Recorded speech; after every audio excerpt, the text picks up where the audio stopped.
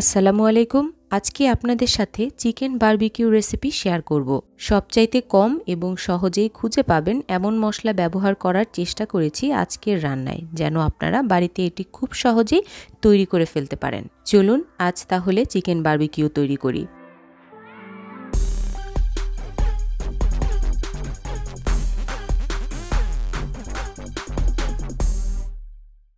প্রথম কাজটাই হচ্ছে মুরগির মাংসগুলোকে একটু কেটে নেওয়া। আমি ফার্মের মুরগির 8টা লেগ পিস নিয়েছি, যেগুলোর ওজনে হয়েছে 1.5 কেজির মতো। ছুরি দিয়ে লেগ পিসগুলোকে একটু চিড়ে নিতে হবে, ঠিক যেভাবে আপনারা ভিডিওতে দেখতে পাচ্ছেন।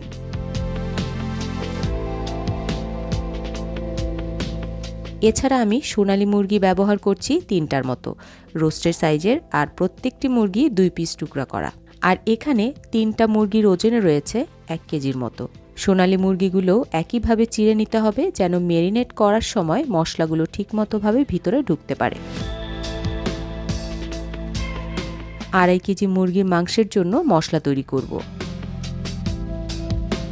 একটা ব্লেন্ডারে 2 টেবিল চামচ ধনিয়া নিয়ে নিচ্ছি। জিরা লাগবে 2 চা চামচ। সাদা গোলমরিচের গুঁড়া 1 চা চামচ। কালো গোলমরিচের গুঁড়া 1 চা চামচ। জায়ফল লাগবে 1টার অর্ধেক। ছোট ছোট 4-5 টুকরোর মতো জয়ত্রী অথবা বড় একটা আস্ত জয়ত্রীর অর্ধেক। একটা তারা মশলা, 2টা বড় এলাচ, 5টা ছোট এলাচ, 3 টুকরা দারচিনি, সেই সাথে ঝালের জন্য 7-8টার মতো শুকনা মরিচ। এই সবগুলো মশলা খুব ভালোভাবে গুঁড়ো করে নিতে হবে। তৈরি হয়ে গেল আমার আজকের বারবিকিউর জন্য বিশেষ মশলা। এবার একটা মিক্সিং বোলে আমি 1 কাপ টক দই নিয়ে নেব। আপনার টক দই যদি খুব বেশি টক হয় তাহলে পরিমাণে কমিয়ে নেবেন।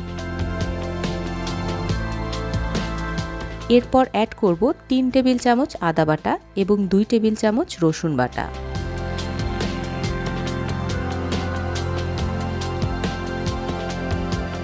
এক টেবিল চামচ লেবুর রস এবং 1 টেবিল চামচ ভিনেগার।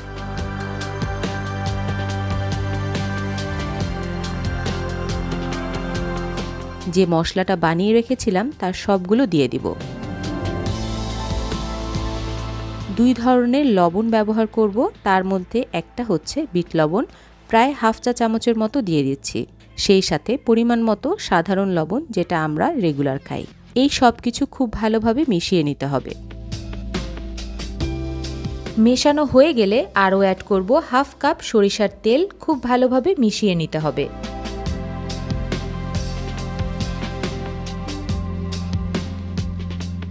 মেশানো হয়ে গেলে এটাকে আমি ভাগ করে নেব, অর্থাৎ 1 ভাগ সোনালী মুরগিগুলোকে ম্যারিনেট করার জন্য আমি অর্ধেকের চাইতে সামান্য কম আলাদা করে নিয়ে তার মধ্যে 2 টেবিল চামচ টমেটো সস মিশিয়ে নেব। আর বাকি অংশের সাথে অ্যাড করব 3 টেবিল চামচ বারবিকিউ সস। এই বারবিকিউ সস রেডিমেড কিনতে পাওয়া যায়, যে কোনো সুপার শপে পেয়ে যাবেন। সেই সাথে কালারের জন্য অ্যাড করব 2-3 ফোঁটা রেড ফুড কালার। খুব ভালোভাবে মিশিয়ে নিতে হবে। সবশেষে লবণটা একবার চেক করে নিয়ে প্রয়োজন মতো লবণ অ্যাড করে নিতে হবে।